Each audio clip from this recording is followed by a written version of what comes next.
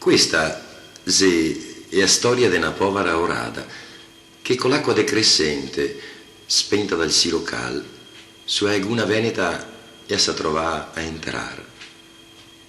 Al centro del canal, quella corrente forte che portava in su, tenendosi a sinistra e a diga di San Nicolò, e si trova di fronte Sant'Andrea, ma l'acqua era già più scura, come mi sia da qua crea.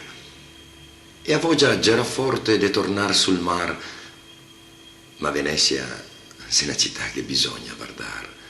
Il lido, po' Santena, de corsa che passare. A largo della Biennale, e ha buttato un'occhiata, e ha visto un spettacolo che era stata incantata. Ogni colpo di coa e acqua si faceva più scura, e respirava mal, ma non aveva paura. E stroppandosi il naso coi pine davanti, inarcando sua vita una cresta de spini, e s'avvicinava ai reali giardini, San Giorgio de qua, San Marco de là, de Fassa e Dogana, con l'entrata in canal. Non so se si sta a pare espulsa o per l'emozione. Fatto sta che il povero pese, come su una prison, su un sacco di plastica perso da un spassin, de Fassa e salute e gli ha dovuto morire.